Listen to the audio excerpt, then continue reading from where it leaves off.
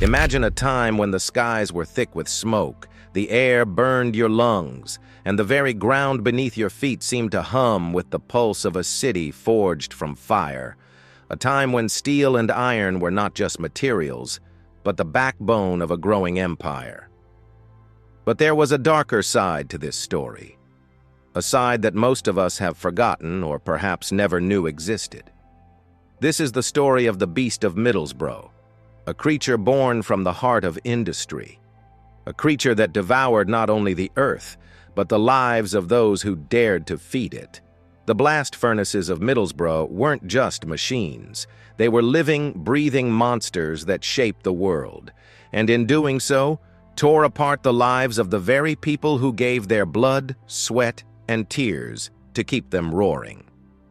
In the early days, Middlesbrough was nothing more than a small, forgotten town nestled along the River Tees. But as the Industrial Revolution took hold, the town would undergo a transformation, so radical, so profound, that it would forever change the landscape of Britain.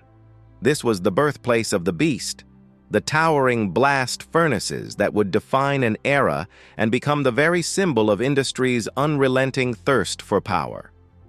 The year was 1850 when two men, Henry Bolo and John Vaughan, set the wheels of fate in motion. They discovered a seam of ironstone hidden beneath the earth, a discovery that would turn Middlesbrough into a furnace of fire and fury. The ground itself seemed to tremble as the first blast furnace was ignited, but little did anyone know this was just the beginning of a much darker tale. As the furnaces burned, Middlesbrough grew. The town that once housed only a handful of souls now became a thriving industrial hub. People came from all corners of the country, Cornwall, Scotland, Wales, seeking work, lured by the promise of wages and the ever-present glow of the furnaces that burned like beacons in the night. But what they didn't realize was that this place, this town built on the bones of iron and steel, was a place of constant danger. The Beast did not take kindly to those who served it. The heat from the furnaces was unbearable, the noise deafening, and the air thick with smoke that seemed to cling to your skin, suffocating you with every breath. Men worked long hours, their bodies bent and broken by the unforgiving demands of the furnaces. The iron that poured from the blast furnaces wasn't just molten metal. It was a force of nature, a force that seemed alive, that demanded respect, that consumed everything in its path. It wasn't just the intense heat or the constant danger of molten metal spilling over. It was the knowledge that at any moment, one mistake could be the end. The furnace did not care about you. It was relentless, like a beast that never slept, always hungry, always demanding more. A blast furnace is a simple machine in design, but terrifying in its operation. A towering structure where iron, ore, coke, and limestone are combined. It consumes these materials and transforms them into something far more powerful, far more dangerous. The temperature inside could exceed 1,400 degrees Celsius, a heat so intense it would melt the very earth itself. But it wasn't just the furnace's heat that made it a monster. It was the sound. The roar of the furnace was unlike anything else. When the molten iron was tapped, it thundered like a storm that could not be tamed. Men watched in awe and fear as the glowing metal poured into the waiting ladles. They had no choice but to work in its shadow, day after day, knowing that the furnace demanded not only their labor, but their very lives. The men who worked in the furnaces were not just laborers. They were the ones who sacrificed everything for the sake of industry. They worked in shifts that never stopped. Day or night, the furnaces never rested, and neither did the workers. They lived their lives in the constant shadow of the Beast, knowing that every day could be their last. The most skilled workers were the furnace men, those who managed the temperature and airflow to ensure the furnace operated at peak efficiency.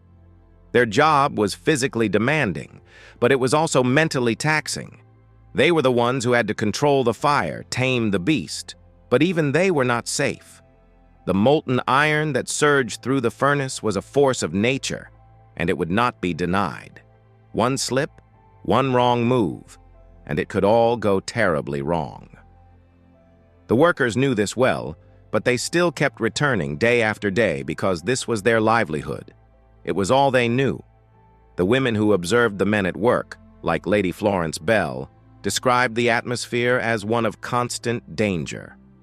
The air was heavy with the stench of sulfur, the heat unbearable, and the noise deafening. It was a place where accidents were common, where death could strike at any moment. Yet, the workers pressed on, knowing that the beast had to be fed. As Middlesbrough's ironworks flourished, the price of progress became painfully clear. The furnace may have built an empire, but it had also consumed countless lives in the process. Workers came and went, but the beast remained, always demanding more. The furnaces were the lifeblood of the town, but they were also its greatest curse. The town's wealth was built on the backs of those who gave their lives to feed the fire. The iron that poured from the furnaces built bridges and railways, but it also left a trail of suffering in its wake. And yet, the town continued to grow, its streets lined with men and women who lived in the shadow of the beast. Their homes were close to the works, and their lives were defined by the furnaces that burned day and night. For them, there was no escape. The beast had taken root in their souls, and they could not turn away. By the end of the 19th century, the world was beginning to change. Steel was beginning to replace iron and foreign. Competition was on the rise. The blast furnaces that had once been the heart of Middlesbrough now seemed like relics of a bygone era. In 1884, Sir Joseph Pease unveiled a monument to John Vaughan, one of the men who had helped build the town's iron empire. It was a fitting tribute to a man who had helped turn Middlesbrough into the world's greatest iron-producing district. But even then, the shadow of the beast was beginning to fade. The transition from iron to steel was inevitable. The world was moving forward, and the furnaces of Middlesbrough were no longer able to keep up. In the 20th century, nationalization, privatization, and mergers all played their part in the slow decline of the steel industry. The beast, once so powerful, now seemed like a fading memory.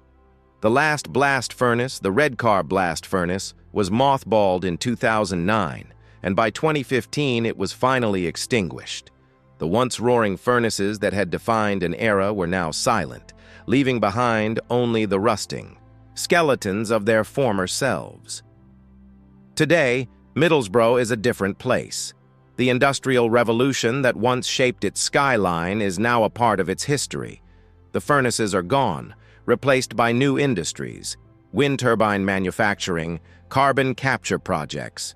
But what remains is the memory of the beast, a memory that cannot be easily erased. The town's legacy is now being preserved through digital models and historical sites.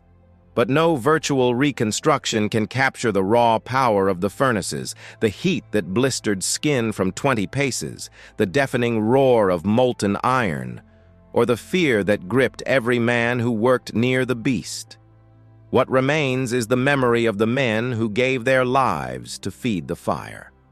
Their stories are carried by those who remember the red glow in the night sky, the sound of the blast furnaces that never slept, and the sense of pride and fear that came with working in the shadow of the beast. The Beast of Middlesbrough is no longer with us. Its flames have been extinguished, its roar silenced, but the memory of what it took to build that empire, to feed that fire, lives on. The world may have forgotten, but Middlesbrough has not.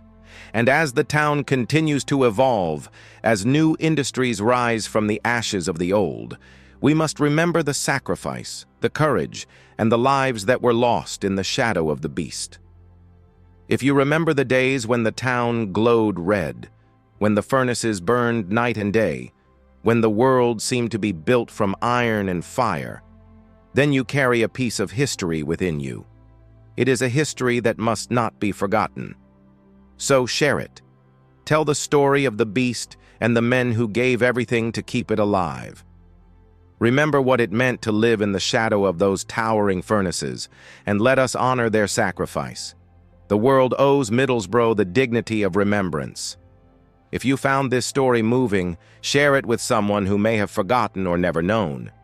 Let's ensure that the story of the Beast lives on in the hearts and minds of those who are willing to remember. Relive your cherished memories. Watch our video now and take a journey down memory lane. Don't miss out. Like, comment, and subscribe to stay connected and be a part of this nostalgic experience.